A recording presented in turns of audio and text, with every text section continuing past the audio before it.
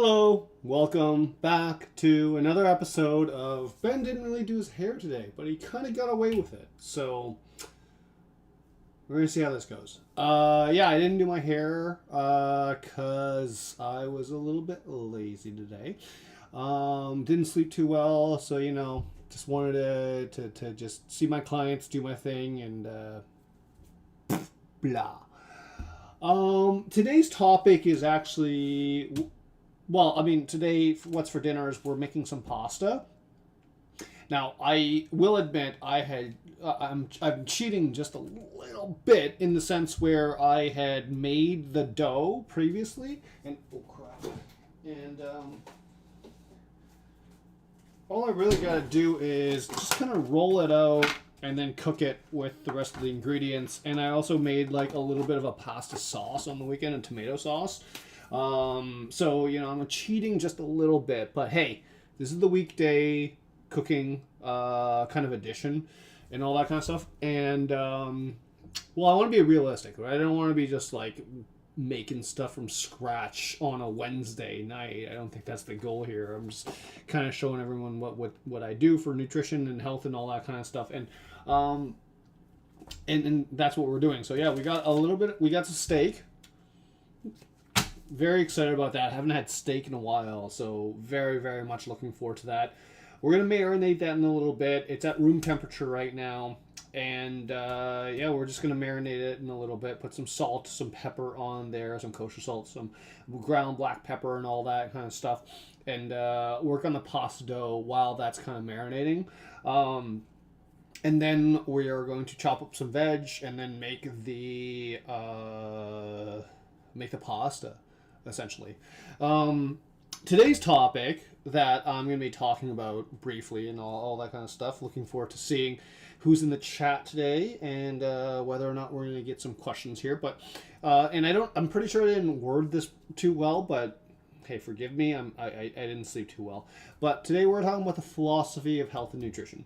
So let me give you a quick backstory. So today I was seeing one of my clients, and I've been working with him for about 6 months now, and his health goal was to gain weight, and because he was at 140. He's like a 50-year-old guy. He's at 140, 135 pounds and all that kind of stuff. So he wanted to gain weight. And trust me, this is like a topic that not a lot of people know how to do properly, and not a lot of people know how to talk about properly, because it's really, really it's a really big challenge when you are chronically underweight and you belong to a population that is a hard gainer population. I can empathize with them a lot because I'm a hard gainer. I have a lot of hard times gaining weight and keeping it on.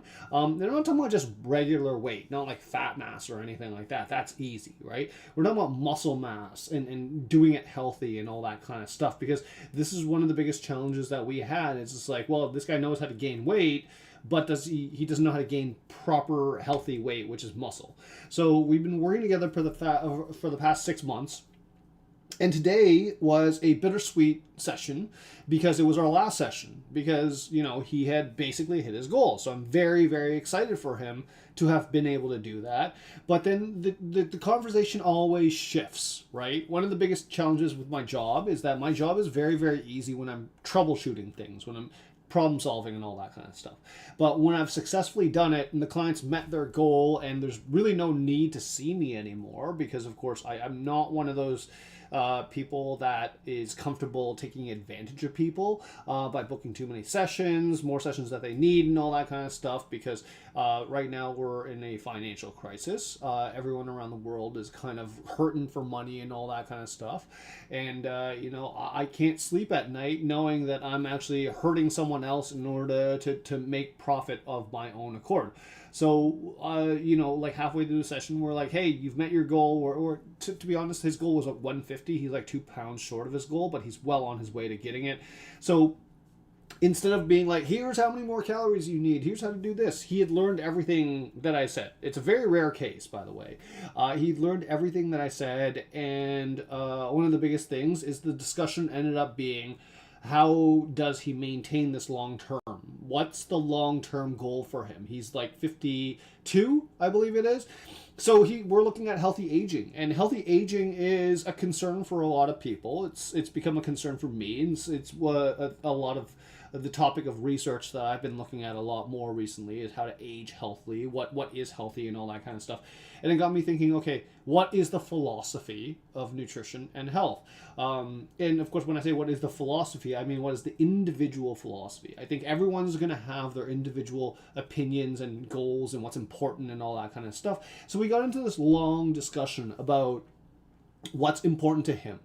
What's important to him in regards to his physical activity, what does he like to do, how to optimize things based on scientific research, how to optimize things based on reality, right? Because this is the biggest thing that I tell people all the time, especially a lot of dietitians, is that it doesn't matter what science says, if it's not within that person's capability, like they can't afford the groceries that they need, you can give the best scientific advice, but ignoring the fact that they can't achieve that because they can't afford the foods is just dumb.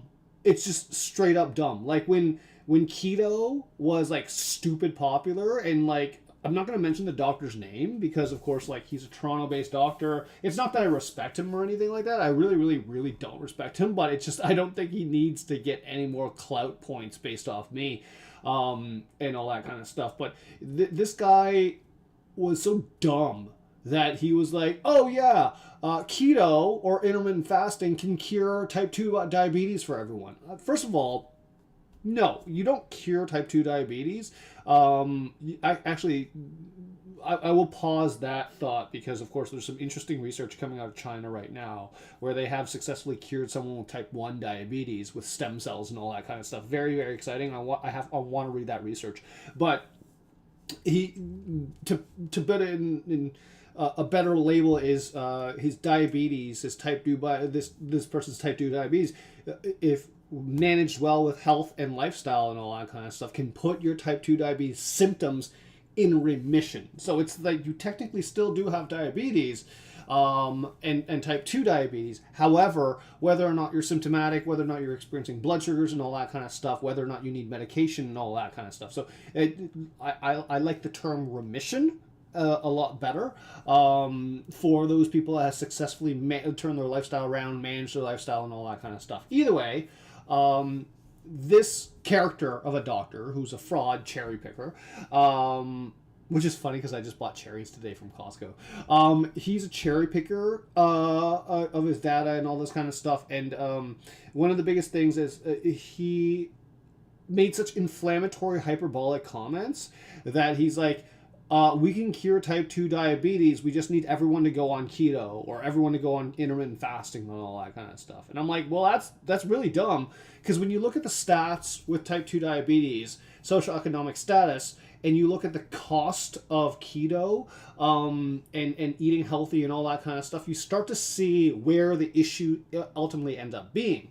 For those that don't know, on average, type 2 diabetes, people that have type 2 diabetes typically are in lower income brackets than those without type 2 diabetes. And that starts to paint the picture already because like 5 years ago, and I was really, I really stuck it to the man at a few conferences when I was speaking in BC and speaking in the East Coast and all that kind of stuff because I was one of the first dietitians to talk about keto.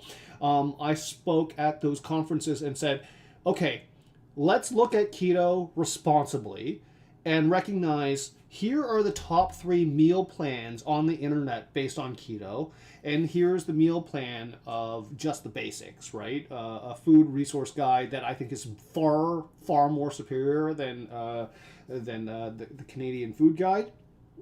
But just the basics is what it's called. And it's like an intro kind of education tool for people with diabetes or newly diagnosed with diabetes and how to control their diabetes and all that kind of stuff. So I did the cost analysis breakdown of all the top 3 diet plans out there versus just the basics.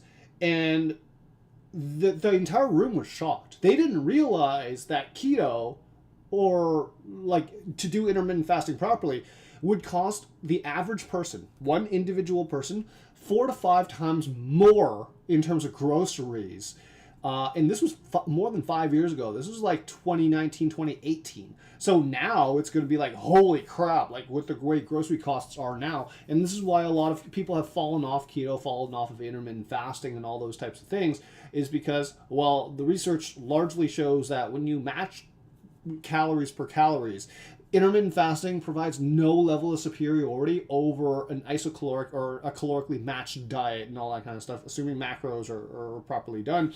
So it's a way for people to manage their nutrition, manage their lifestyle, and all that kind of stuff. But it's not the end all be all. The way a lot of people will be like, oh yeah, you got to do intermittent fasting. You got to do intermittent fasting, because when you look at the research too, intermittent fasting is not successful for women. It's just not successful for women. That's because, and this is the fault of science, sometimes they simplify things too much. It neglects to look at the impact of the menstrual cycle on women and weight retention and fat loss and all those types of things, right? So unanimously, the majority of research that looks at intermittent fasting in women, not effective whatsoever. But then you won't have the IF crowd that are like dogmatically going for it, gung-ho for it, talking ever about that kind of thing, is that statistically intermittent fasting doesn't work for women. And then the amounts of weight gain after intermittent fasting and all that kind of stuff, and the unrealistic aspect of the social isolation aspect of intermittent fasting.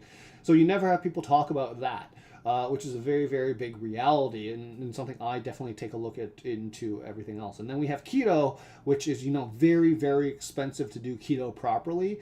It's no joke. It's on average like 4 to 5 times more expensive than the average diet. And when you look at the current grocery prices and the inflation levels and all that kind of stuff, you're like, who the hell can afford keto? Keto's like, if you say you're on keto, it's kind of like a weird flex, that you're like, hey, I'm burning more money on groceries than the average person. So when you take a look at these kind of data points, and then combine it with the well-known data point that the majority of people living with type 2 diabetes on average don't have as much disposable income as those living without type 2 diabetes, it starts to be like, okay, how effective is your actual recommendation towards these populations? Because there's a lot of people that are like, okay, what do I do long term? How do I manage my weight? How do I manage this and all that kind of stuff? Keto is effective only for a summer, yada yada, all that kind of stuff. And it's just like, it got us talking more or less about health philosophies and nutrition philosophies and healthy aging philosophies and all that kind of stuff. What's important to him, what he needs to consider with each stage of aging and all that kind of stuff, because nutrition definitely changes with each stage of aging, and how we can make sure that he's still physically active. Because prior to meeting with me, working with me in addressing his nutrition goals for weight gain, he was an avid runner. He was running on average like 30 kilometers per week with no like real races or anything like that. He just like really, really liked running.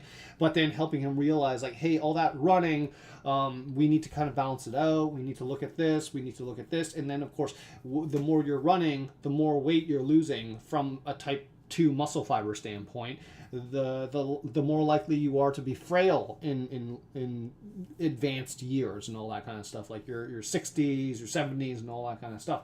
And that's a fundamental shift in his thinking. He was like, wait, what? And this is true too, because when you look at research, it's like, okay, up till, let's say 65, up to the age of 65, it's been proven that healthier BMIs and body fat percentages in the body, combined with biomarkers and all that kind of stuff, typically have better health outcome, lower risks of chronic disease development, all that kind of stuff, and typically are better off in nature, right? But then after 65, what the research says is the higher the weight, the better the physical outcomes of healthy aging. So that includes your ability to do ADLs, activities of daily living, and all that kind of stuff. So, for example, being able to squat down, pick something up without injuring yourself, with like decreased falls risks, and your ability to maintain certain strength markers and all that kind of stuff. So he got questioned. He's like, wait, why is it that after 65, all of a sudden you start gaining weight and you're healthier? And I told him, I'm like, look, it's not that simple. It's not that once you start turning 65, you gain weight and everything's good, right? The in terms of fat mass and all that kind of stuff, it's been well documented that the rates of cardiovascular disease are increased with higher fat percentages, body fat percentages as you age. So these are in conflict. But of course, one thing that and I criticize science and research for this all the time, is that they look at weight without understanding what the weight's coming from, right? And this is the common critique on the BMI and a lot of scientific measures, is that you don't know what the body fat percentage is, you don't know what the muscle mass percentage is. I'm like, yes, that's 100% what it is, because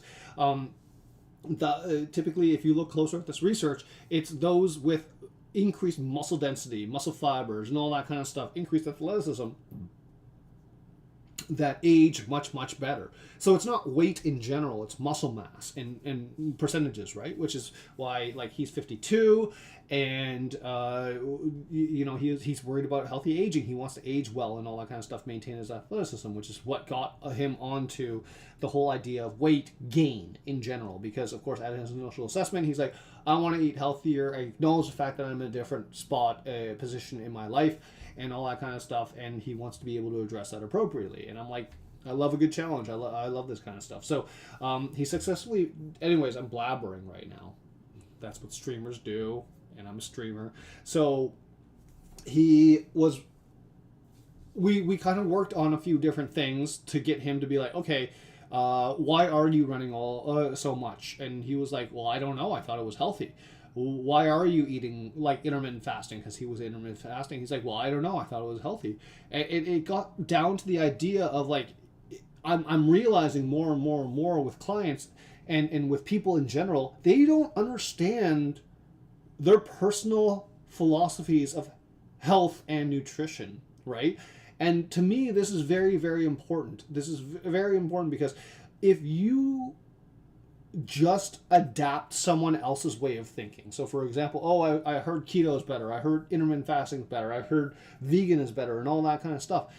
And you just do it without thinking about it and how it's appropriate for you, what the impacts are and all that kind of stuff for your lifestyle, then it's not going to last very, very long because it's not something you inherently agree with.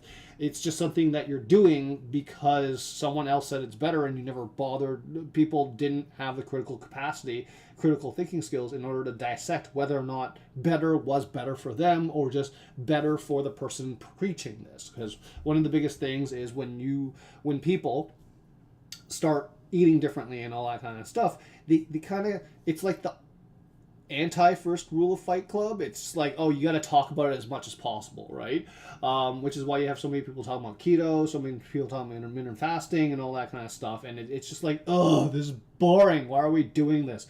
To me. So today's stream is about nutrition and health philosophies, because we had a very, very good discussion before I discharged him and sent him on his way to be like, hey, congratulations, you did great, it's been an honor working with you, all that kind of stuff. I will be honest, and I don't need you you don't need to see me anymore, you've got this figured out. So we got onto the discussion of like, how does he now eat? How does he now choose diets that are better for him? Because working with me, I helped him challenge all these things and helped him arrive, coached him to a position of like, oh, this is actually what's right for me. This is what I'm thinking about, and this is all this kind of stuff, right? So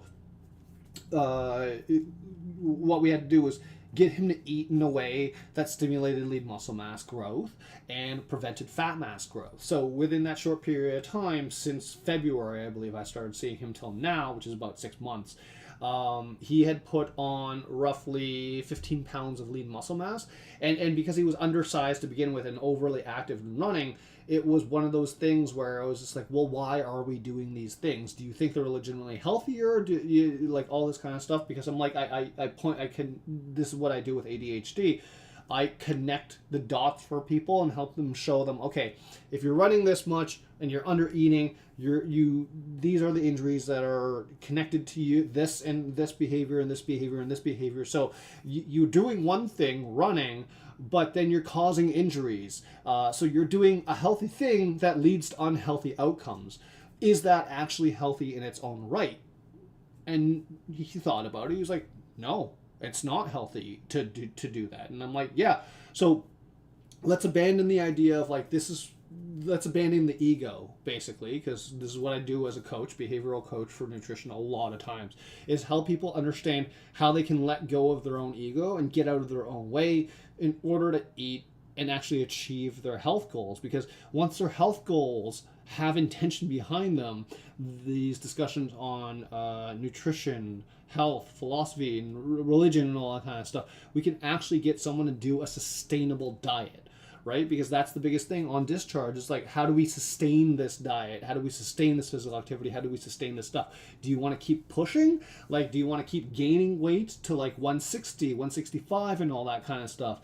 And because there's negative downfalls, there's a negative side of that. Like, you can build as much lean muscle as you want, but the cost of buying clothes in order to fit and all that kind of stuff, that's a very, very real thing. This is a guy that travels a lot. He likes being a little bit smaller because, of course, he feels a little bit more comfortable in plane seats and all that kind of stuff with all that. And he's already saying, yeah, at the amount of weight he's gained, his shirts are feeling a little bit tighter, and not in a bad way, not around his midsection or anything like that, but he's noticing around his like shoulders, his chest, his back, and all that kind of stuff, because we built up so much muscle that he's like, his shirts are getting a little bit more tight, and he didn't realize that, okay, as a result of putting on this lean muscle mass, he's also going to need a whole new wardrobe to adjust to that, right? So I highlighted that to him. It was like, is this something that you want to do, given the fact that the economy is the way it is,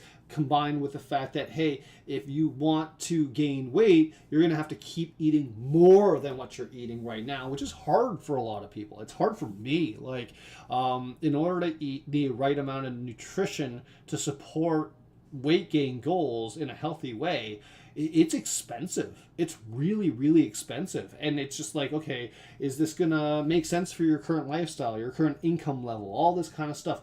So we put everything on the table today. We had like an hour-long discussion to be like, what is right for you going forward? And he was like, well, I'm gonna hit 150 because that is the original goal. I want to hit those goals, and I'm goal oriented, all that kind of stuff. But after that, I wouldn't mind dropping back down to like 145 or something like that. Remember, his starting weight was like 138, right? So like 145 in terms of muscle mass from 138, huge changes already, right? He's like, I feel better, I have less injuries and all this kind of stuff, but he did notice like, okay, I do want to reincorporate cardio back into my kind of thing. So I was telling him about all the parameters that he needs to pay attention to, how too much cardio can be a bad thing. And this is coming from a runner myself, right? I am a runner, and I will say, like, the distances that people aim for are not entirely healthy. So I will say 100% that running a marathon, when you really consider how the body feels and all that kind of stuff, for anyone that's run a marathon, it doesn't feel healthy whatsoever. It's not like it always does those kind of things. So how can we turn up certain desired benefits, change your kind of the way you look at things, what your goals are, and all that kind of stuff. Make it with intention. So then it got me to be like, okay, I can't talk to you about your personal health philosophies and your nutrition and all that kind of stuff, but I talked about my health philosophies and my nutrition practices and all that kind of stuff, and told him what's important to me so that he can think about what's important to him long term, right? So that got down to a very, very interesting discussion that I want to reflect here and do my like cooking thing and all that kind of stuff for, which, by the way, I'm going to start marinating the meat and start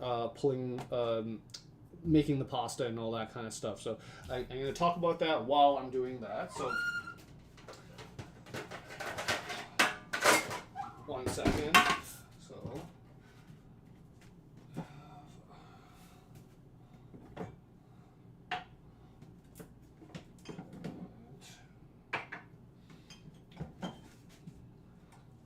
extra salt and then ground black pepper. So we were talking about my personal health philosophies and goals and what I consider to be healthy and all that, so he can think about what he needs to think about later today, and to be able to make sure that he's meeting his health goals long term. right? So one of the things I told him is like, yeah, I'm getting back into racing, but I'm definitely going to retire from racing and marathons and long distance kind of stuff at the age of 55. Like, that is my intention right now. And he's like, well, why 55? And I was telling him, like, okay, look, because my reasoning for 55 is because I have a hard time gaining and maintaining lean muscle mass. And as per the previous discussion about what is healthy aging and all those types of things, the discussion ends up being like, when you have more type 2 muscle fibers, fast twitch muscle fibers, you are healthier as you age. You have better capacity to do activities of daily living and all that kind of stuff. And that's important to me. I want to be able to be independent for as long as humanly possible by myself. And it's not that I don't want to ask for help. It's just that if I can do something to prevent it, I'm going to do something to prevent it. So I told him at the age of 55, I plan to retire from long distance endurance based events. So no more triathlons at that level, like maybe an Olympic triathlon here or there, maybe a half marathon here or there. But the whole idea of running a full marathon past 55 does not appeal to me because of how it's going to hurt my joints, how it's going to hurt my legs, how it's going to hurt my ankles, but more importantly, how it's going to force me to basically lose a lot of lean muscle mass that I have difficulty maintaining and keeping on, right? So I definitely didn't want to do that. So I told him, hey, because believe it or not, I'm getting close to 40. So getting like the last 17 years, the next 17 years of my life to be able to work on this kind of stuff, this athleticism, this sport, is what it is, and that's what my goal is. Because I wanted to make sure I maintain as much lean muscle mass as possible at the age of 55, and then kind of retire from the sport from a long distance standpoint and just enjoy a better balance. And then he was like, well, what does a better balance look like at that point? And I was telling him, I'm like, listen, I typically only want to exercise about 5 days per week, 6 max, depending on what I have on the go, right? If it's a triathlon, I'm going to have to exercise more than that. But right now, for my half marathon coming up in October, I only plan to exercise 5 days per week. So why is that? Because I value my own personal time. I have my own hobbies. I have a social life that I want to do. And thinking back to when I was like 20 something and still doing these marathons and all that kind of stuff, the thing that I hated most about it was how much it affected my social life. Right? Imagine being in your mid-20s, being like, no, I can't go out tonight because I have to run tomorrow morning and I have to sleep at 9 p.m. and stuff like that. That would have been what I had to deal with back then. And I'm like, well, I don't want to do that anymore because it's just not worth it to me to sacrifice my social life for this kind of sport, so to speak, right? So, I only want to do 5 days per week because it allows me to have the best flexibility with my social life. So what that would look like is taking a look at my training plans and being like, okay, what are the realistic goals that I had for this training plan, this training cycle? I told him, well, and I have to release a video on this soon, I have to record a video on this soon, how I'm designing my hybrid training program and all that kind of stuff. But I told him, look, I'm running in October, and that is going to mean that I'm training 5 days per week from now until the October race and all that kind of stuff. And he was saying, well, how do you choose which workouts to do? And I was telling him, well, it's highly dependent on what phase of training I'm at. So then I was telling him about periodization, which is something that we talked about previously in a past stream. And I'm going to make a video dedicated to periodization sometime soon too. And what periodization, why periodization is important, and how you need to change up the stimuli of your body. Because basically, when you look at the research, when you look at the practices and all that kind of stuff, the human body gets used to and efficient at doing something every 2 to 3 months. So you know how, like, whenever people start a new workout program or they start like a new diet or anything like that, the first 6 weeks of it, they go crazy for it. They love it and all that kind of stuff. And then after that 6 week period, they start talking about it less. If it's like a workout program, they start skipping, they kind of go back into their old routines, that kind of stuff. And the reason why is because they no longer find it as effective as the first 6 weeks.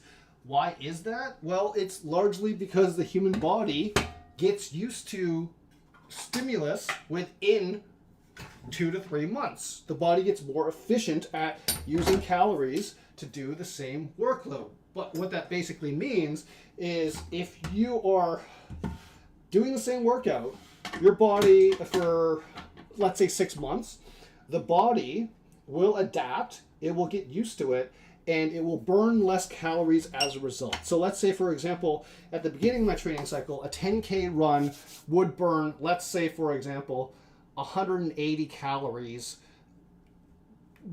let's say 200 calories. By the end of that training cycle in 6 months, it's more likely to burn 150 calories, but I'm eating the same amount of calories that I did as my week 1. I haven't adjusted for that. And the reason why is because the body's being like, oh, okay, he's running again. We're going to use this muscle fiber. We're going to do this. We're going to do this. We're going to do this to help us maintain our efficiency. Because the efficiency in regards to the body is basically how do I do the same amount of work with less calories burned? Because that's what the body's ultimately trying to do, right? It doesn't care that you're exercising. The body doesn't ultimately care what your goals are. It's just like your body has goals of its own. How do I maintain? How do I survive for as long as possible? How do I function for as long as possible? That's what the human body does. So I was explaining that to him, and he was like, oh, okay. So I told him my goal is to change out the intention of my workout every 3 months, so that each quarter of the year I have a different focus.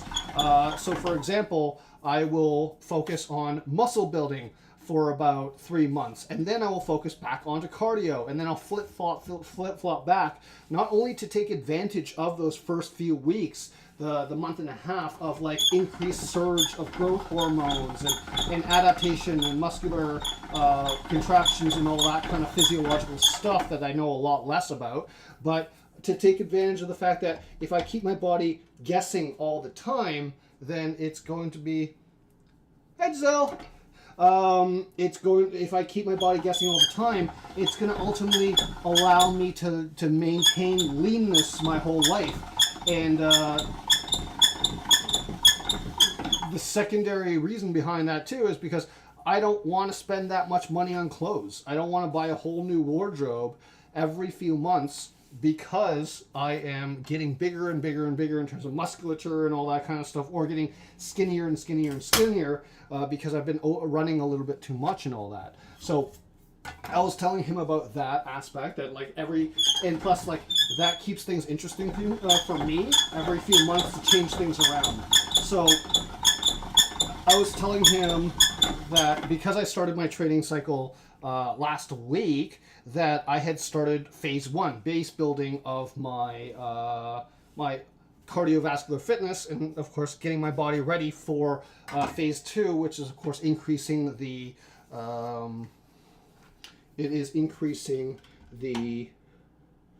body's ability to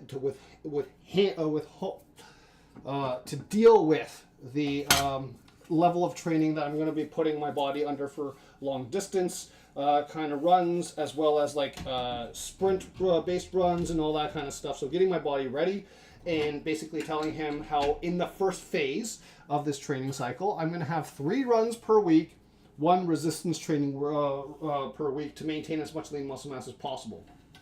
And then in phase 2, I'm likely going to have 4 runs per week and 1 resistance training day per week as a way to maintain a lot of lean muscle mass, just keep myself interested in what I'm currently doing, the sport and all that kind of stuff, but also to make sure that I'm not losing too much lean muscle mass, to minimize a loss of lean muscle mass as possible. And of course phase 3, which is like basically the 2 weeks before the actual race itself, to focus in on the mental aspect of the performance and make sure all those kind of things are good.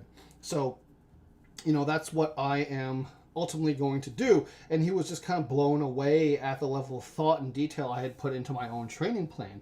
And I'm like, listen, this is what ultimately I think people need to do in order to manage their own health goals, and of course sustain and maintain what they're doing.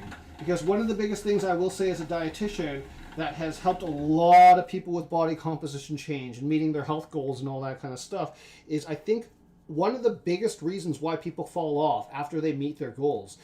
People are really good at meeting their goals, but people aren't good at maintaining them, and largely because they are not able to lean into the mental aspect or behavioral aspect of change of what this actually means for the individual that's going through all these very, very difficult, demanding changes, right? I think a lot of people do not meet their goals. They fail at meeting their goals because they haven't thought about how it's going to change their life, and they want to be, for lack of a better term, lazy and do as little as humanly possible in order to kind of hit their goals.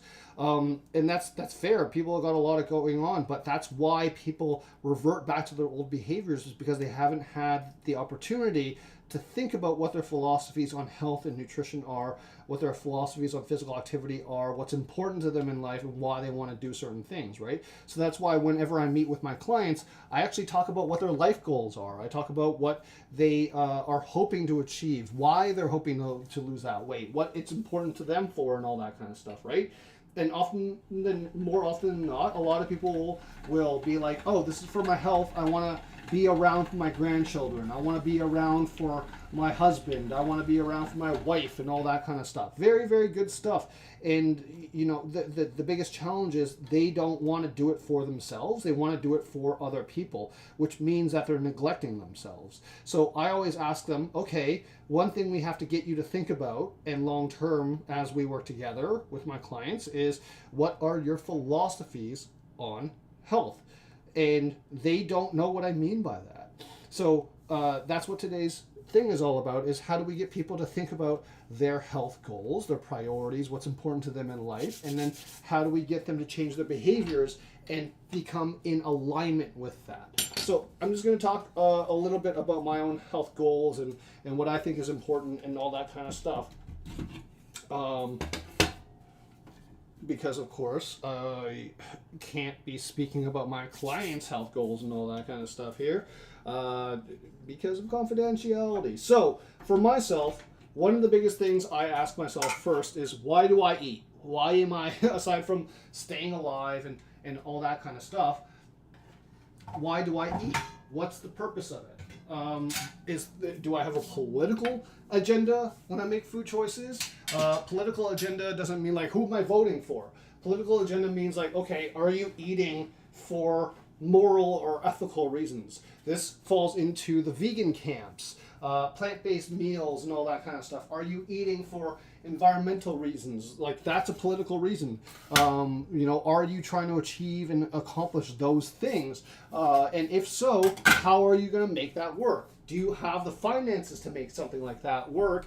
Or are you just kind of like being a bandwagon jumper and all that kind of stuff to be like, I'm going to do this, but not recognize what it's going to do to my physical health? So I always ask people, first, like, what are we making these changes for, right?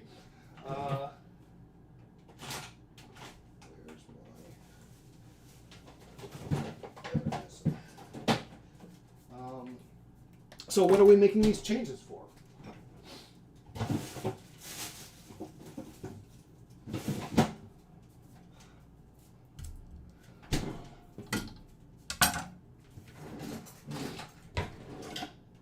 So then, I always tell people too, and it's a bit of a challenge for me because I trained as a chef and a pastry chef before I became a dietitian, right? Food is very, very important to me. It's how I show love. It's how I do all that kind of stuff. And I personally hate what is considered to be healthy foods, right? I'm like, healthy foods are not at all concerned with flavor.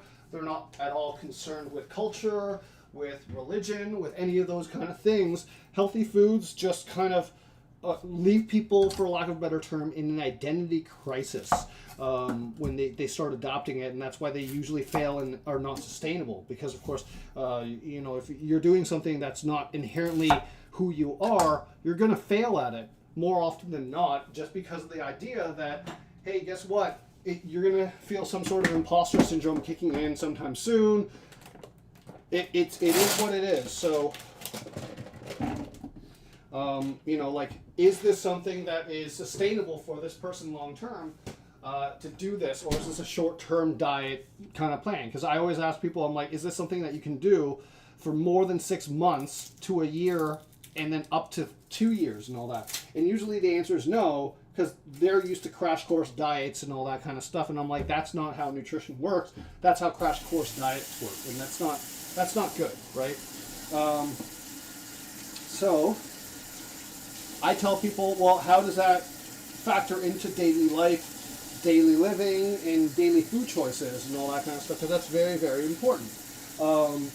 Basically, what I tell people is I follow a principle in nutrition, or just health philosophy, or anything like that, whatever you want to call it.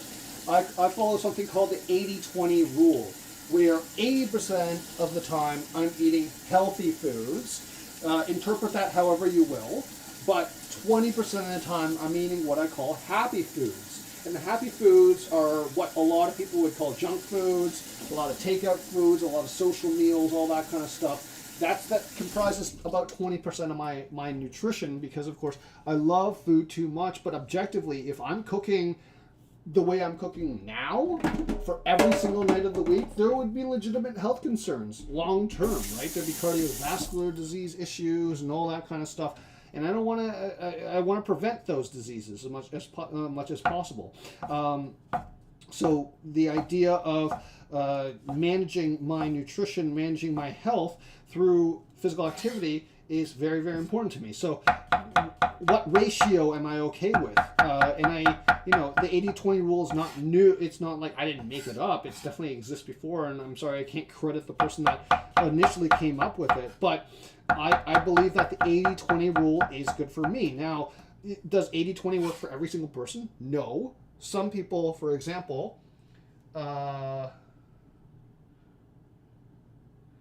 yeah, that's 100% true. If it tastes good, it's bad. You're right.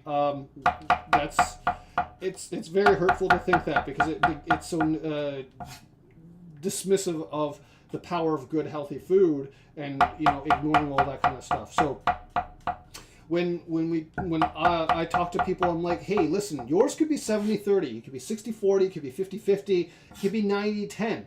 But at the end of the day, it needs to be customized according to what you think. So I always bring up the 80-20 rule to people to get them to think long term.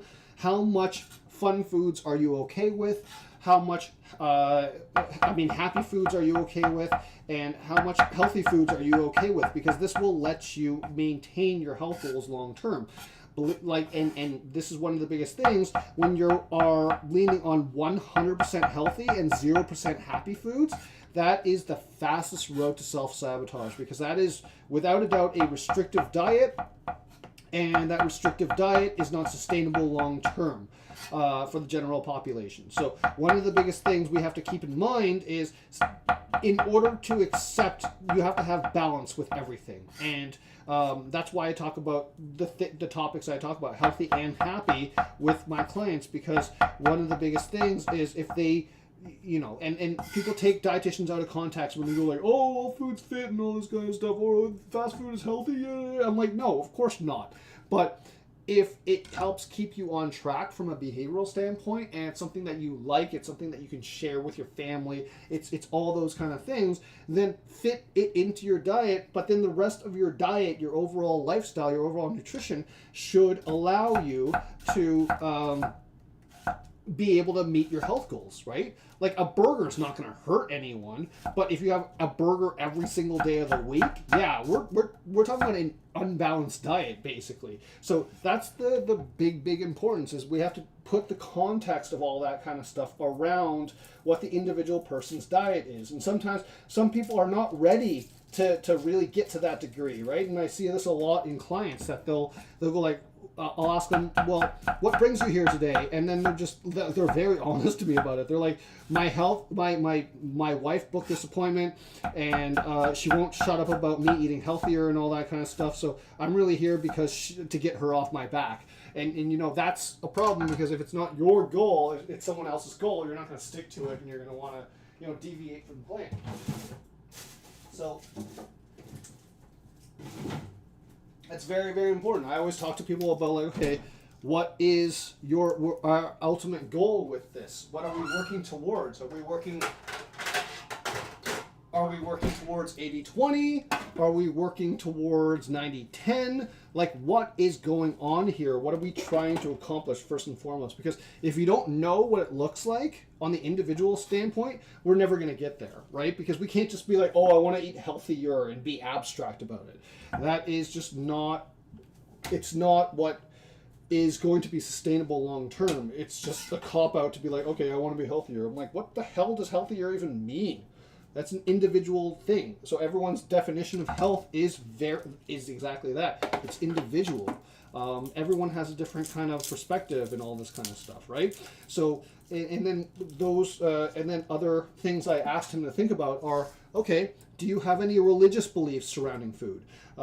Luckily for him, he didn't, but there are other clients where I have that do have a lot of religious beliefs around food. So, for example, a lot of Jewish clients that I have, they have a lot of healthy beliefs about food.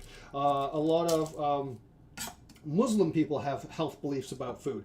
Then we have to layer in that aspect of their identity in with their food practices, because of course if we don't, then they have a lack of self-identity through their food choices, and that creates it so that it's not sustainable and could cause huge negative implications in regards to their family life, their personal life, and all that kind of stuff if they start deviating away, right? So we have to be like, okay, do you have religious reasons for why you would make food choices? If the answer is yes or no, then of course we want to just kind of take that into consideration, move on, and then get to there. Do you have moral and ethical implications behind your food choices, right? A lot of people nowadays, they're going plant-based for whatever reason, right? A lot of those reasons could be, hey, I don't want to hurt animals.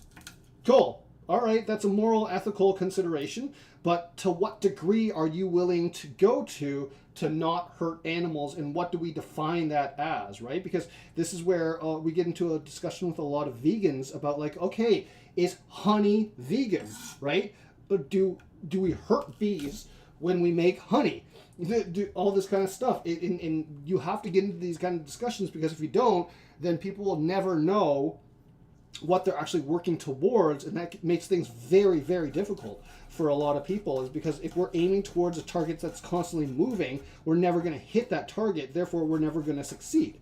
So, you know, these are important topics to talk about. Do we have moral or ethical implications? A lot of people are going plant-based nowadays because of environmental reasons. They know how much resources goes into creating like a pound of beef now and all that kind of stuff. Like, this is one of the biggest issues in society now, is that we have so much information out there that people are deadlocked when it comes to information overload, and they're in information decision-making paralysis because they don't know how it applies to them, right? So I always tell people that want to eat more with the environment in mind, okay, does that mean full-blown vegan? Does it mean this? Does it mean this? Does it mean this? And there's certain things that we have to think about, because there's certain health changes that occur when people go full-blown vegan and things of that matter, right? So we have to be like, okay, is veganism, is the environment, are we martyring ourselves in order to be better for the environment? And you know, on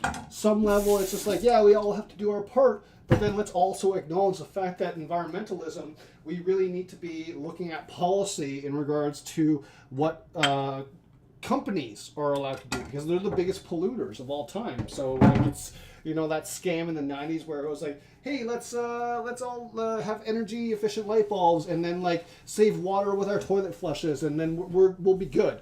It's like, well, if you look at the rate of how like companies kind of pollute and all that kind of stuff, then it's just like, all right, human actual individual use has next to nothing on what companies actually end up doing to pollute the environment, right? So are we kind of being misinformed in that aspect, and does that translate into what we're actually doing on an individual basis, right? So important things to take a look at and consider when it comes down to the, vegetarian for environmental reasons and all that kind of stuff. So the second thing we want to consider too is, like how, sorry, it's not good. I'm taking the butter right now. I'm just gonna, that's way too much. Okay. There we go. That's good enough. That'll be more than enough. Oh yeah, that's way too much. Okay. Got that butter. And like I said, this is not like what I consider a healthy meal. This is what I consider a happy meal. Been doing a lot of stress lately. Wanted to eat a steak. Had them in the freezer. Just wanted to do something nice for myself. It's a self-care kind of day, right?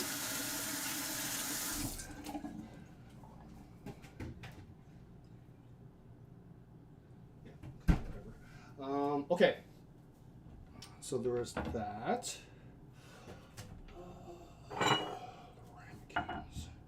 Put the butter in there, and then what we're going to do is clean this, and then get back to ranting, and then for physical activity, one of the biggest things about physical activity was, okay, we all know physical activity is good, but how much is too much? Because there is such a thing as too much. And one of the biggest considerations is, like, a person only has 24 hours in the day. Sure, physical activity is good, but it gets to the point where if you're doing 3-hour workouts and it's causing you stress and anxiety, and because you're not doing enough or yada yada, all that kind of stuff, then and it's making you feel injured and hurt and like not sleeping well and like all that kind of stuff, then inherently physical activity has become unhealthy, because what we're doing is we're trading one issue for another. We're working out all that much, but then are those workouts even beneficial? Are they working against you? Because the thing I highlight to people all the time, a lot at least, is like, hey, if you're over-exercising, you're getting yourself injured, and if you're getting yourself injured, you can't exercise anymore. So that's the fastest road to self-sabotage. That's very, very important to highlight to people. So I tell them that, and of course, they actually get what I'm saying. And this is ironic for me because, of course, I'm about to run a half marathon, and eventually I'll be running a full marathon and all that kind of stuff. Marathons aren't inherently healthy. Your ability to run a marathon is purely egotistical, and it's one of the biggest challenges to be like, okay, and I remind people all the time, the first person to ever run a marathon died, right? If you look at ancient Roman history and all that kind of stuff, the person that ran the first marathon from Rome to Marathon to deliver a message, he died like shortly after delivering that message, because it's not supposed to happen. Now, yeah, sure, he was not trained, yada, yada, all that kind of stuff. But inherently running that long is purely a test of willpower, determination, perseverance, all important things. But if someone's going to be like, and I had another client talk about this, he's now like in his 50s. He's like, okay, yeah, he's qualified for Boston quite a few times and all that kind of stuff. He's getting faster. But he's like, okay, the recovery is getting a little bit harder. I'm not there as much as I'd like to be for my young daughter growing up and all that kind of stuff. Like, she's 11, he's like 52, and like he's like, I want to be around for more of her stuff as she gets like, older and all that kind of stuff. So I'm like, okay, well, we have to acknowledge the fact that after a certain point, the marathons are not inherently healthy anymore. What is your goal long term? And then the goal is, okay, let's build up some lean muscle mass. I want to be able to run like 2 half marathons per year with a lot of 10Ks. Great. Very healthy goal, very well balanced to me and all that kind of stuff, right? But these are the kind of discussions that I have with my clients, because inherently everyone believes healthy is a certain way, but they don't stop and think, is this actually appropriate for me from a health perspective, right? And that's something that, I get people to think about a lot, because if they don't, I'm always like, well, what are we actually working towards here? Because a lot of people don't know what they're working towards, and it makes it more difficult. And early on in my career, I figured out, okay, well, if someone just says, hey, I want to eat healthier, I really spend the time to get to understand what that means, right? And if you're willing to sacrifice the things that you love for health, quote unquote. And I will be honest, most of the time people are not okay sacrificing those things. So, that's why I think the discussion of health, nutrition, and philosophy are very, very important, because if you have balance between all those things and your life goals and your hobbies and your loved ones and your social life and all that kind of stuff, then someone can truly be healthy and happy. But if someone's only healthy and not happy, that is not sustainable long term. It's just not.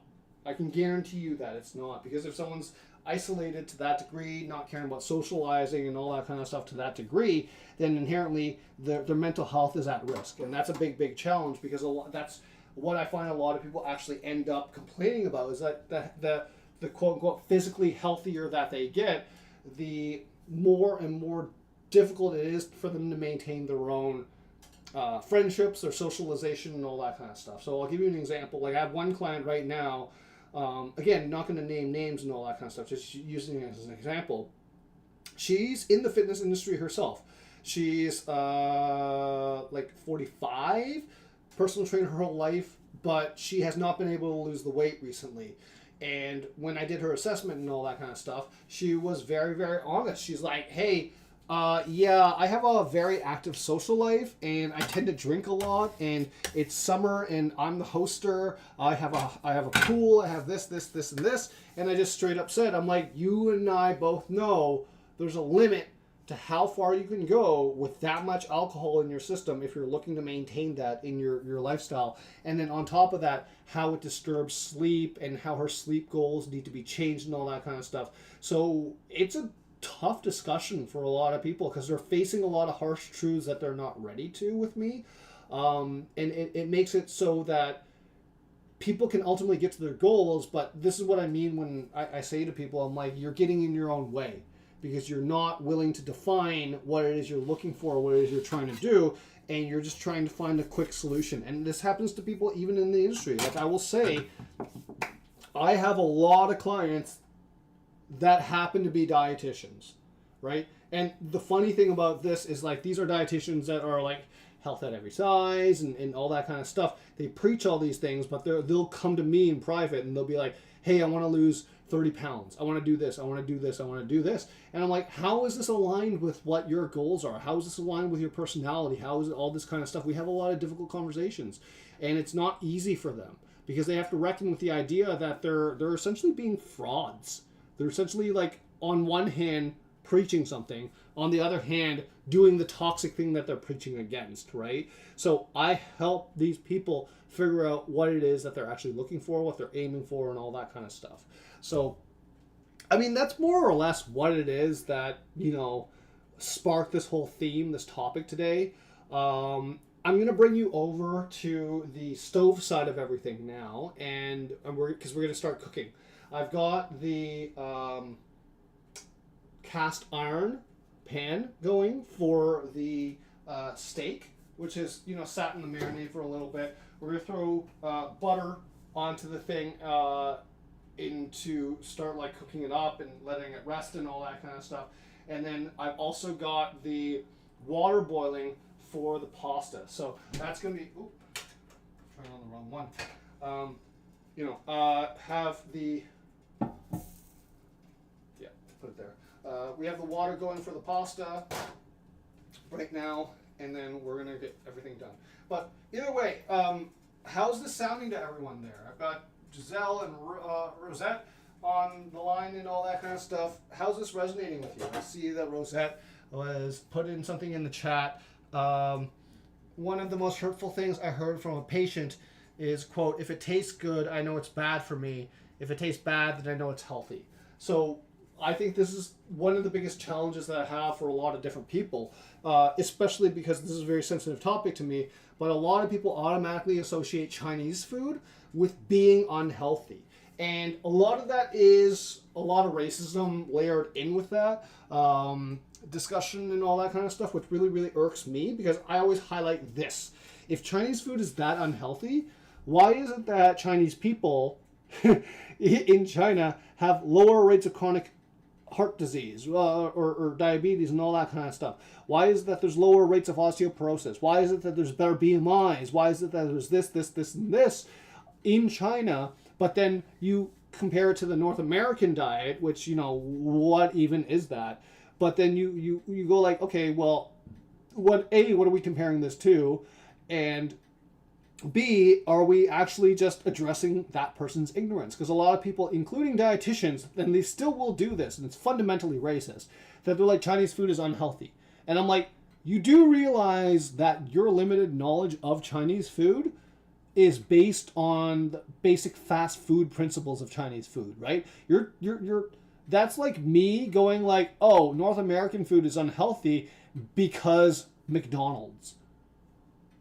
Like, you know what? It just doesn't make sense. So it's very frustrating because food can simultaneously taste good and be healthy for you. It's just recognizing, okay, what are we doing with these cooking principles? Are we, what kind of things can we change? What kind of styles can we look at and all these types of things? But inherently, healthy food can taste good. And that's, what I hope to do with this streaming series. Now, one thing I will say is today's not the best example of that because I'm cooking steak, which is not inherently unhealthy, but I mean, like, it's not the best when we look at all the other stats and all that kind of stuff. And I'm making pasta and all that kind of stuff. But like I said, it's just like, it's a happy day. I want to make sure it's a happy day. Rose, everything is resonating. I will admit that I wasn't aware that 80-20 rule. I do follow myself.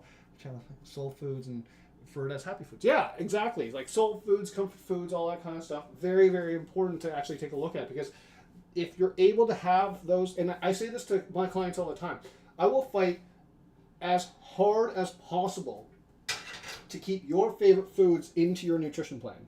Like, it's inexcusable to me that we have to get rid of certain foods because people are like, oh, I can't eat this, I can't eat this, I can't eat this. And I'm like, no, we can. Here's how, right? So, for example, fried chicken is one of my favorite dishes of all time. I love fried chicken, right? It's so tasty, it's so delicious, it's so good. But I know objectively I can eat way too much fried chicken way too quickly. And I limit that to like 1 or 2 times per month now, right? But I will be like, hey, how do we make sure that we keep your favorite foods in your nutrition plan, that we're not saying goodbye to them, that we're not doing all these kind of things, that we're achieving some sort of balance between what you need to do and what you want to do. Those are very, very important concepts. Great, great, great comment, Rosette. That was awesome. But yeah, it's very hard discussion because a lot of people I find in the nutrition world don't want to lean into these discussions. They just want to be like, look how much I know about nutrition. Look how much of this. Look how much of this. I'm like, that's not our goal. Like, that's what Google can do. That's what AI can do. What we need to be able to do, and what I do is, is help clients figure out what's the balance that they need to personally achieve in order to be healthy, happy, and achieve the lifestyle that they want, right? Very, very difficult concepts to talk about for a lot of people. That's where my blood is. So, I've just put the butter on my cast iron. It's melting up pretty good. I got some cloves of garlic in here that I'm just going to throw in. I'm going to get the flavor going in that. I'm going to pull you over to this side, and we're going to start cooking up this kind of stuff. I'm very excited for this meal right now. Steak? Are you kidding me? Oh man, love it. Hold on, I'm going to pull you over, and everything will be good. Alright, how's that? Alright, sweet. So, I've got the thing. Yes, favorite foods are 100% non-negotiable. We got the pan going right now. We got the butter going in there in the cast iron, and what I'm going to do, this is over a medium heat, and I'm just going to, that's it. I'm just going to cook that up, and then I'm going to start heating this pan up for the pasta, because that's going to go really, really fast, like really, really fast. I'm going to get rid of this guy. Get a clean one. And so personally, just so everyone knows, I'm making this to a rare, medium rare kind of situation, because that's how I like my steaks. I like it with a lot of flavor, like sealed in and all that kind of stuff. So what I'm going to do is, while the rest of the potatoes are heating up, I'm going to take the fats that are on here, just base it onto the steak.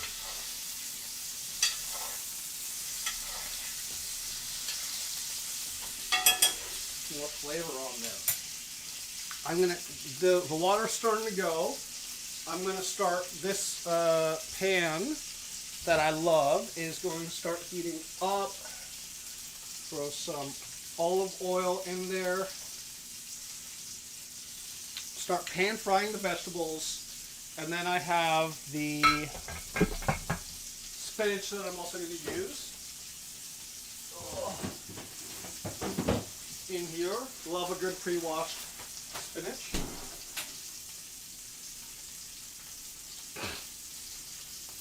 Take this, flip it over. Oh yeah, that's a good sear. That's a really good sear. So what I'm going to do is I'm going to take this butter, baste it, all those flavors going. That's not going to take too long, but in order to make sure the flavors stay locked in and all that kind of stuff with the steak, we're going to sear all the sides. So I'm going to sear that in a little bit, and then we're going to let it rest for like 5-10 minutes covered, so that we can basically maintain all the juices, let them reabsorb back in to the steak. Because of course, whenever I see people just cut into their steak right away, I'm like, what are you doing? Not good. Not good steak cutting.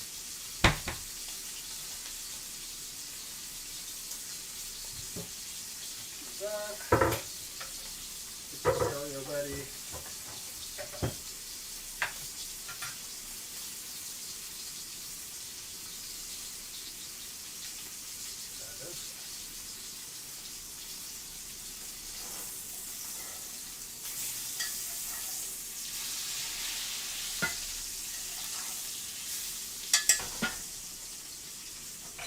Beautiful thing is it doesn't take long to get rare.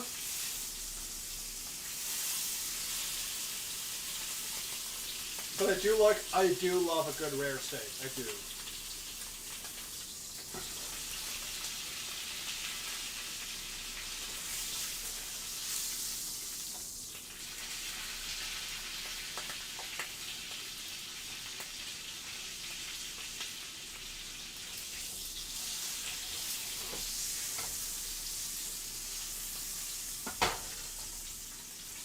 That's looking good.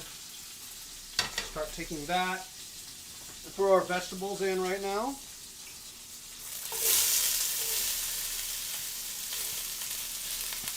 This is going to happen very, very quickly, by the way, because the majority of the steps were already done. Plan ahead, thinking and all that kind of stuff. So this is pasta sauce I'm going to use. Made it on the weekend.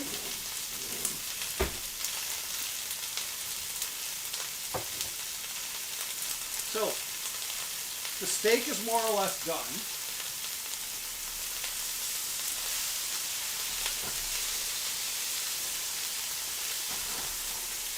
What I'm going to do is put it on the cutting board back over here and use this thing to just kind of lock it in so the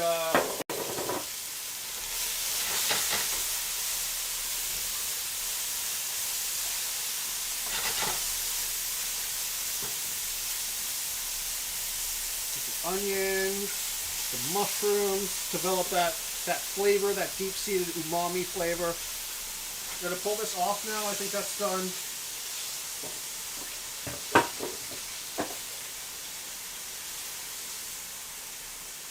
Gonna put it on the cutting board. See that? Turn off the heat there, and then be there. You got a comment?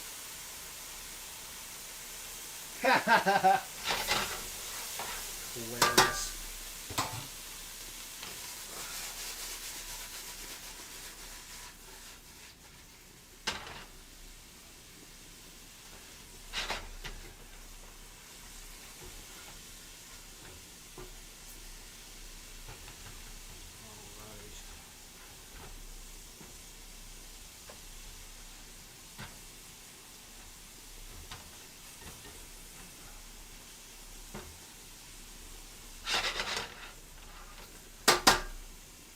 The good thing is you can see the water is boiling already.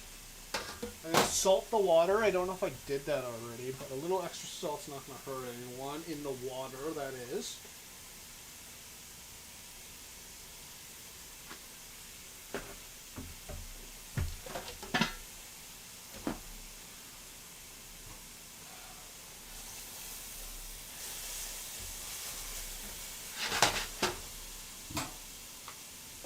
Some pepper in the pan. Doesn't need salt or anything like that, but it does need a little bit of pepper. I do like a little bit of pepper in there. Just lets the flavors develop a lot more. Really makes it nice.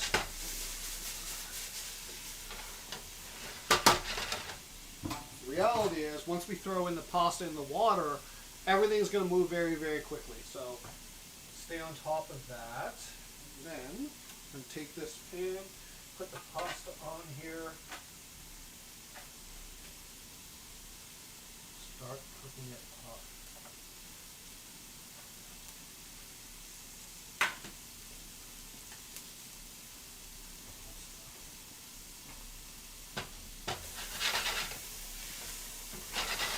For those of you that don't know, Team USA beat Serbia today, and Serbia, from a basketball standpoint, is very, very good. Very, very good. So, you know, the Team USA has got a stacked roster. Seeing LeBron and Steph play at the same time is absolutely incredible. Absolutely incredible. My mind is blown watching some of those highlights. I hate to have to work during those hours that they're playing, but, honestly, it's absolutely incredible that we finally get to see them on the same team. It's probably never going to happen again. And I'm really, really looking forward to the basketball that's going to be displayed in the Olympics this year, the Paris Olympics. So, very excited about that.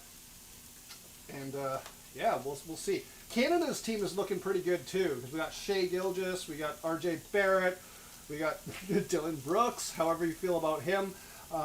You know, we got a lot of good players on Team Canada as well. So, you know, excited to see Canada go up, but I don't think they're going to make it too far.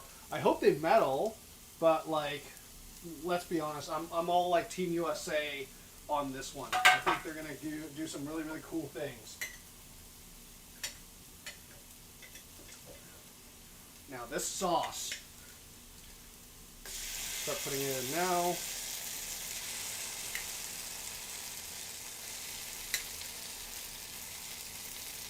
This is a mushroom onion tomato sauce. Made it over the weekend. And just going to throw a little bit of cream in there.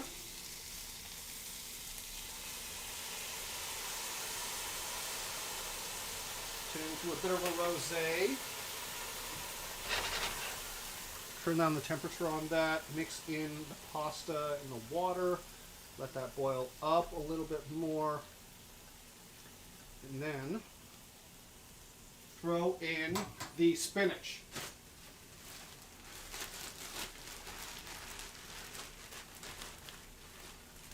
Love spinach. One of my favorite vegetables. A lot of nutrition in there. See, balance, right? You can have steak, pasta, and your vegetables. It's called balance, people. Almost forgot the garlic. We need the garlic. Flavor. Flavor. We love it. All right. So the noodles are almost done. Almost. This is wild.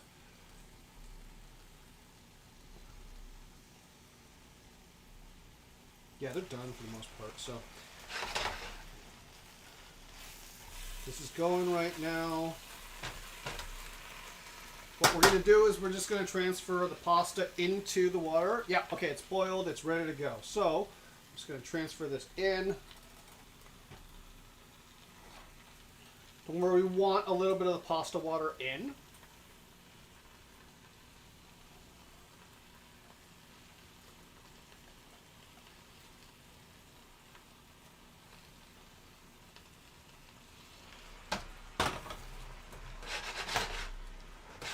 Keep that water going. Just going to mix it up just in case we need it. Don't pour it out. Yeah, we need a little bit more to just loosen up everything. And, of course, we need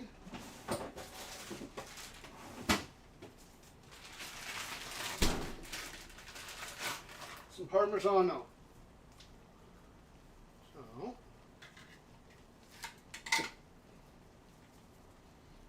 you know what? This Parmesan's not looking too good. I think I might have... It's not good. You have to get rid of it.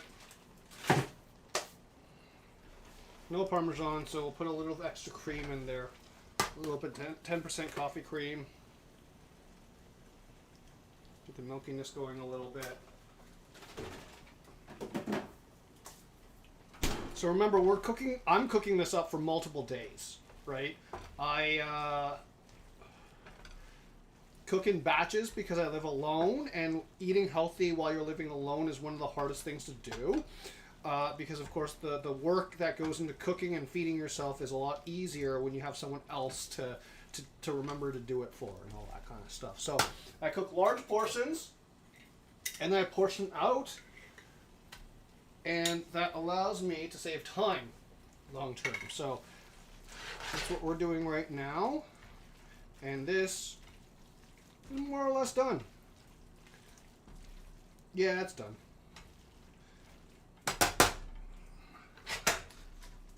It's been also the right amount of time for the steak too, so we're just gonna turn the stove off for this. Then we're gonna cut the steak and then we're gonna plate. Beautiful. It's a wonderful, wonderful pasta.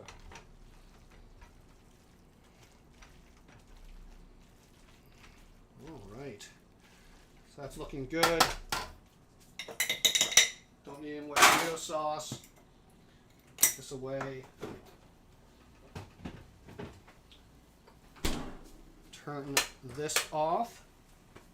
Then I'm going to pull you back to this side, and we are going to cut up the steak and then plate up the meal. So I'm going to do that real quick. Have that there.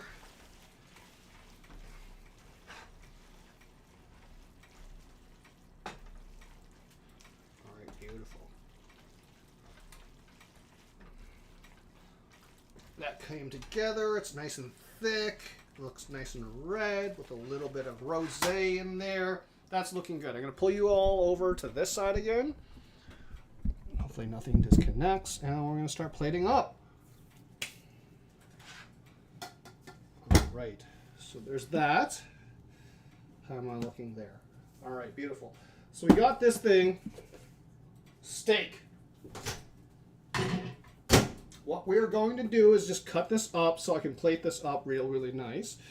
But let's take a quick look at this.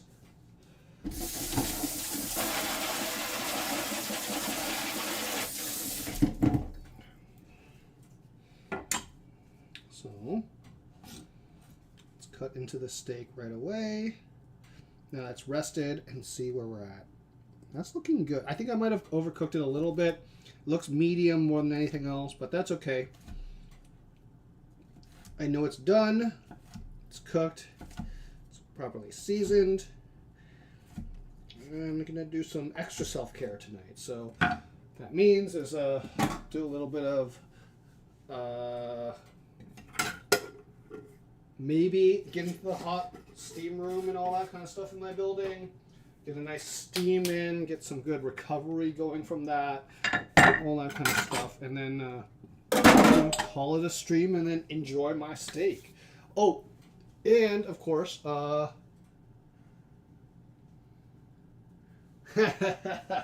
sorry, the cheese is no bueno. Don't want to be risking that. What dish do we want? Okay. Do we want the black dish?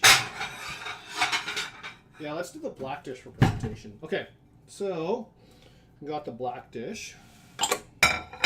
Put that aside. We're just going to take this and plate this up.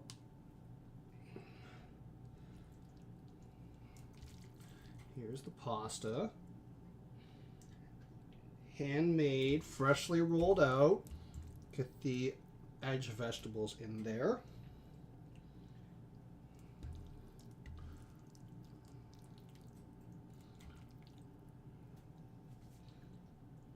Lots of vegetables, love it. I'm gonna put that there in a little bit. And right now for the actual thing. Now you can use a knife, you can use a ton of different things, but I think the easiest way to present steak is just to go directly under and then directly on top.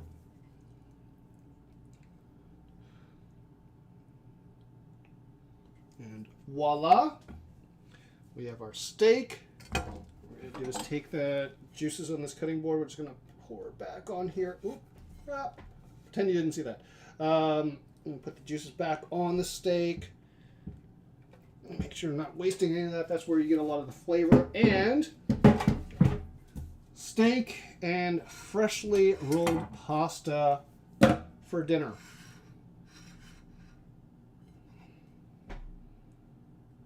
Whoop.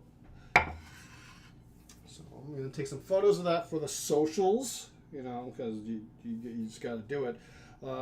Yeah. It's always stuck on selfie mode. It sucks.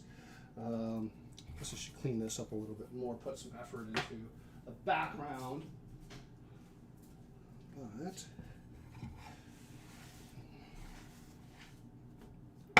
I like the real photos. So, an egregious amount of meat, good amount of carbohydrates,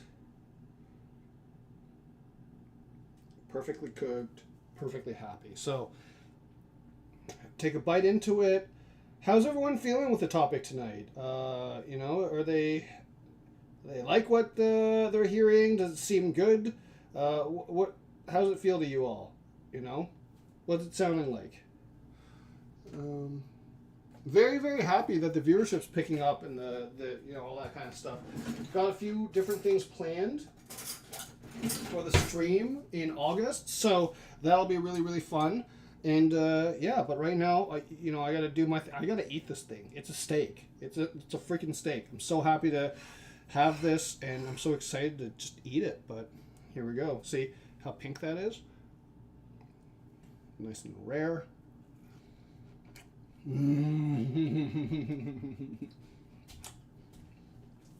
Yes, I love it. So happy, so happy right now. Steak is wonderful. The pasta. We gotta do the pasta too, right?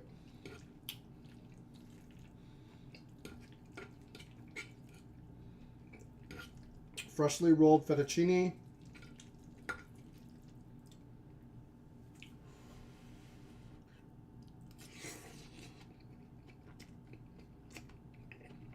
Mmm. That's really good.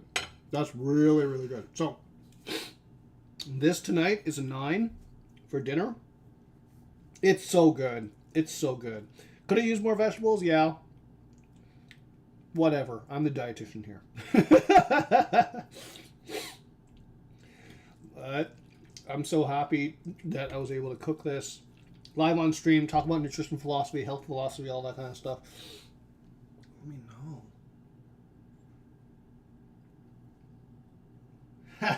Rose. Oh, you're hilarious. Oh, yeah. So what did you all think about tonight's topic? I mean, when one posts health and nutrition philosophy, you know, it's probably wasn't named properly. I'm gonna have like a different kind of naming when I actually turn this into a video and all that kind of stuff. But just important, this stuff that I thought was important to talk about. Again, congratulations to my client BY earlier today. You did great. Congratulations on hitting your goal. So proud of you, man. It's such a pleasure to work with you. It's always a pleasure to help people meet their goals and then help them think of the things that they ultimately need to in order to sustain them. Because one of the biggest challenges and one of the biggest things too is like when we're looking at nutrition, when we're looking at eating healthier, we are looking at being a different version of ourselves, but still fundamentally ourselves, right? So if we don't have that self-reflective principle that helps guide us to what do we want to change but still fundamentally be ourselves, we always end up failing.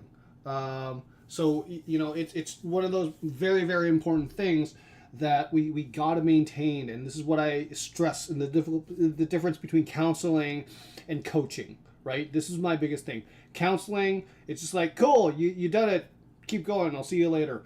I find when I was focused more on counseling, my clients would always come back because they're like, hey, I have this issue now, I have this issue now, I have this issue now. It wasn't a long-term solution. Nowadays, my goal from a nutrition coaching perspective is helping people get to know themselves better through food and through their physical activity, and help them put their goals, their behaviors, everything in alignment. Because one of the biggest things I see all the time is when people are out of alignment, it creates unsustainable behaviors, and it creates shame, guilt, and a lot of negative emotions. And shame and guilt are, they do not allow people to get better, right? Shame and guilt only creates secrecy, it creates hiding, it creates lying, it creates all that kind of stuff. It's not a part of the process. So with my clients, we always call in those emotions.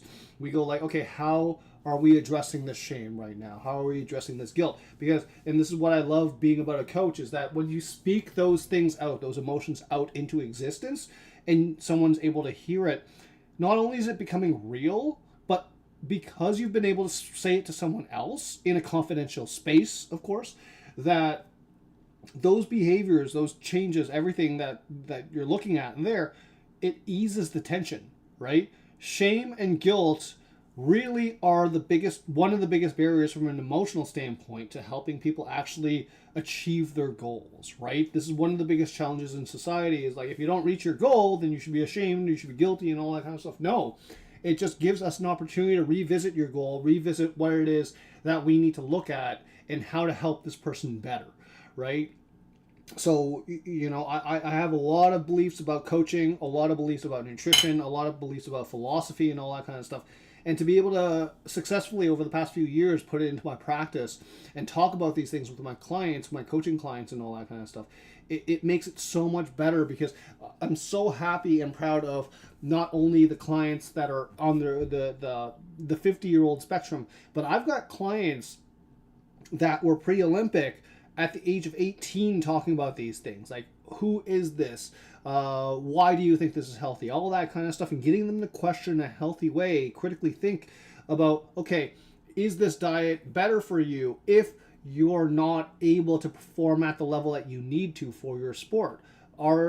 is this right for you? Are these recommendations right for you? And getting like a 17-year-old girl to actually be not afraid of carbs anymore, to eat carbs again, to see how that's benefited her and her social life and her all that kind of stuff. It's incredible to me. So one of the biggest things, and I am available for counseling for anyone watching and all that kind of stuff, to not only look at nutrition and athletics, but look at your lifestyle, your philosophies, all those other kind of things, is to get them to think, okay, what is the end goal that we're looking at here? Because once you reach your goal, how do we sustain? And if we don't know what your beliefs are, what's important to you, and all those fundamental things, then there is no sustaining. You will drop off very, very quickly. And that's a problem for a lot of people, because that's the definition of yo-yo dieting. But, it is what it is. It's a challenge for a lot of people, but I find that the biggest challenge is the fact that they cannot grasp the idea that it's not you're not changing a few food decisions. You're changing fundamentally, behaviorally, who you are.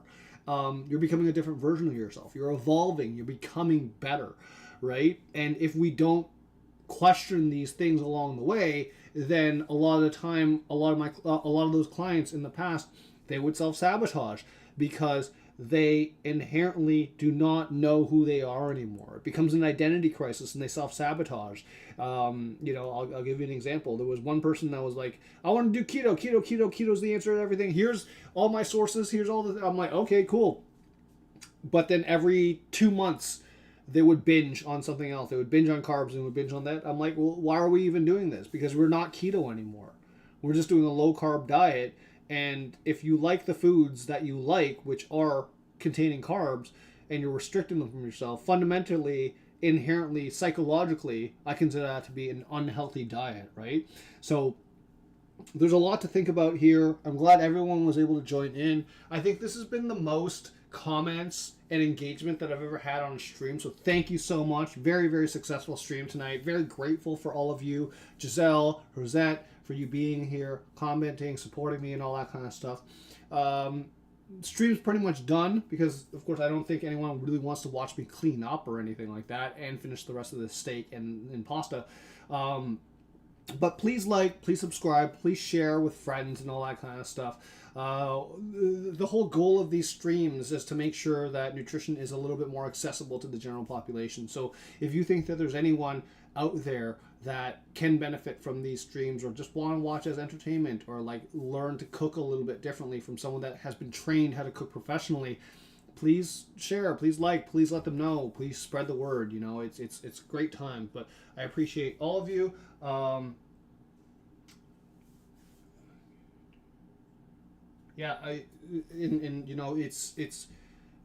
love doing this. I really, really do. I want more eyes on this. I want more people to become healthy in their personal way, and to share these thoughts, these opinions, these skills that I've gained over 10 years of counseling, doing my job and all that kind of stuff, and coaching now, is an absolute joy to me, because, like I say, finances are tough right now for everyone.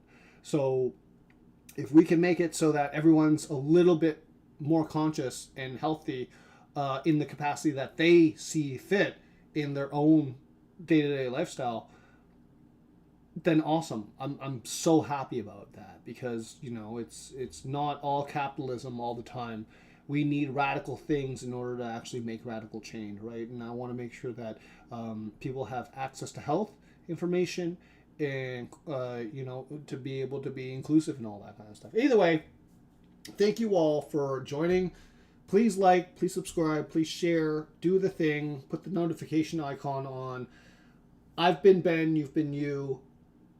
Thank you, have a good night, and we'll see you next week with a topic that I will think about last minute. And yeah, I'm going to enjoy the rest of the steak now. Go watch The Boys season finale and get myself in the steam room. So, thank you, have a good night, and I'll see you all soon.